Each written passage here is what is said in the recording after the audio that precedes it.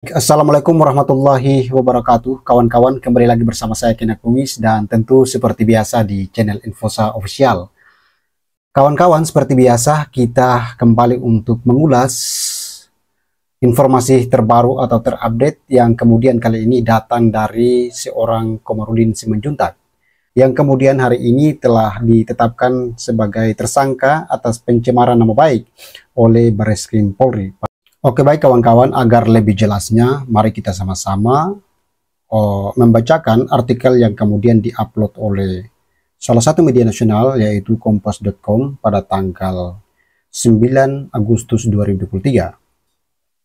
Di dalam artikel tersebut menyampaikan bahwa Direktorat Tindak Pidana Siber Badan Reserse Kriminal Barreskrim Polri telah menetapkan seorang advokat Komarudin Simanjuntak sebagai tersangka dalam kasus pencemaran nama baik.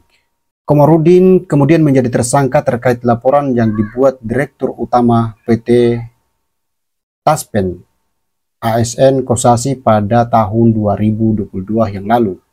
Ia sudah tersangka, kata Direktur Tindak Pidana Siber Barreskrim Polri, Brigjen Adi Vivit Agustiadi Bahtiar saat dikonfirmasi Rabu 9 Agustus 2023. Adi kemudian menjelaskan bahwa penyidik juga sudah melayangkan panggilan pemeriksaan terhadap Komarudin sebagai tersangka.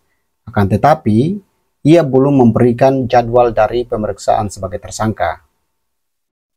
Adapun kasus ini memang bermula ketika Komarudin dilaporkan buntut dari potongan videonya yang kemudian beredar di sosial media. Dalam video itu, Komarudin menyebutkan bahwa soal wanita simpanan dan adanya dana Rp 300 triliun yang kemudian dipersiapkan di Rut PT Taspen untuk modal kampanye seorang capres pada Pilpres 2024. Laporan terhadap Komarudin terdaftar dengan nomor LP-B-1966 Polres Metropolitan Jakpus Polda Metro Jaya pada 5 September 2022.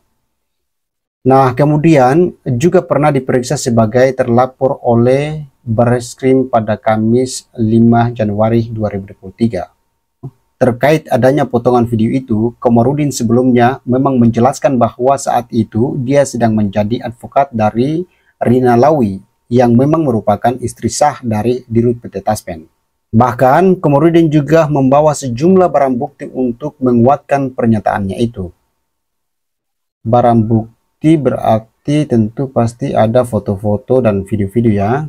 Salah satu barang bukti yang kemudian dibawa adalah harddisk yang berisi ribuan video asusila. Video asusila yang diduga dilakukan oleh Dirut PT Taspen dan sejumlah wanita yang bukan istrinya. Perselingkuhan berarti ya. Perselingkuhan yang kemudian mudah-mudahan ini betul adanya ya. Menurut Komarudin, perihal dugaan tindakan asusila itu juga telah dilaporkan melalui surat ke Presiden. Pak Jokowi berarti Wakil Presiden Pak Maruf Amin, Menko Polhukam, Komisi 3, serta Kapolri dan Wakapolri. Oke. Berarti sebelumnya ini Pak Komarudin sudah menyurati pihak-pihak terkait ya, lembaga-lembaga ini. Dalam surat itu, kata Komarudin bahwa di dalam handphone atau komputer Dirut PT Taspen ada kurang lebih 6.000 video porno. Berarti ini barang bukti ya, video porno ini ya. Video porno, oke, kita lanjut. Nah, ini kita sudah pindah ke harddisk. Ini semuanya isinya video porno. Di mana Dirut PT Taspen ini sebagai pelaku dan wanita-wanita istri lain sebagai turut pelaku. Karena dipanggil oleh Siber Polri hari ini, kita resmi serahkan.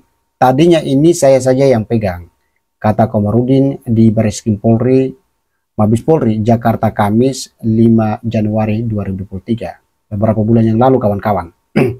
Jadi sebetulnya ini barang-barang bukti ini sebetulnya sudah diberikan oleh seorang Komarudin Simanjuntak kepada pihak penegak hukum.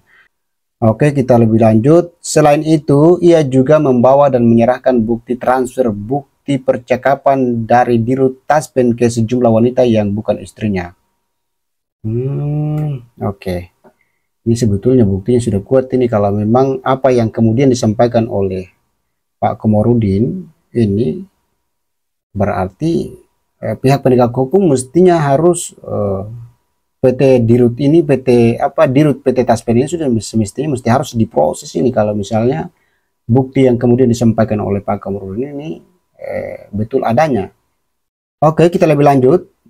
Kemudian saya juga bawa satu koper bukti berisi transaksi keuangan, di mana Dirut mentransfer uangnya sampai Rp 200 juta per hari kepada wanita-wanita lain dan keluarganya yang bukan muhrim.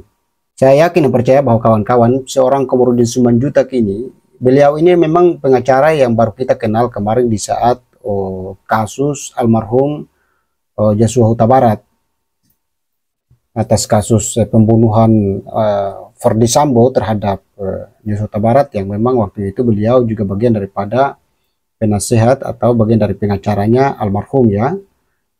Tetapi beliau dengan berjalannya waktu kita lihat beliau adalah seorang yang baik, pengacara yang memang berdiri di atas membela orang-orang yang memang lemah, membela yang benar ya, kalau menurut saya yang saya lihat. Nah, kemudian Komarudin juga membawa bukti bahwa dirinya sudah pernah menyurati Ketua KPK soal harta kekayaan di PT Taspen. Oke. Sebab itu menurut dia, Dirut PT Taspen tidak melaporkan kekayaan yang sebenarnya dalam LHKPN. Dirut PT Taspen ini tidak melaporkan harta yang kemudian sebenarnya kepada KPK, tetapi yang dilaporkan harta orang lain sebagai LHKPN-nya. Itu saya bawa bukti, juga surat menyurat saya dengan Ketua KPK, tetapi KPK tidak melakukan apa-apa, kata Komarudin. Oke, baik kawan-kawan, itu yang kemudian perlu saya sampaikan kepada kawan-kawan sekalian terkait dengan seorang mantan pengacara dari almarhum Joshua Huta Barat yang kemudian ditembak mati, dibunuh secara berencana oleh seorang Ferdy Sambo bersama keluarga di beberapa tahun yang lalu, kawan-kawan. Mudah-mudahan apa yang kemudian disampaikan oleh Bang Komarudin Simanjuntak ini terkait dengan kasus ini, mudah-mudahan benar adanya. Dan kita berharap kepada pihak penegak hukum agar supaya benar-benar untuk menegakkan keadilan di bangsa ini. Kawan-kawan, doakan yang terbaik untuk Abang Komarudin Simanjuntak, apalagi bukti-bukti yang kemudian sudah disampaikan oleh Bang Komarudin itu sepertinya jelas adanya. Karena saya yakin dan percaya bahwa apa yang disampaikan oleh Bang Komarudin ini tidak akan salah. Beliau ini berbicara itu berdasarkan data. Saya ikutin perkembangannya di akhir-akhir ini, dan bahwa ketika menyampaikan sesuatu dengan tegas dan berani tentu punya bukti. Jarang beliau berbicara tanpa bukti. Pastinya punya bukti. Dan kawan-kawan, demikian untuk video kali ini, mudah-mudahan bermanfaat bagi kawan-kawan sekalian, dan jangan lupa tinggalkan komentar terbaik Anda di kolom komentar.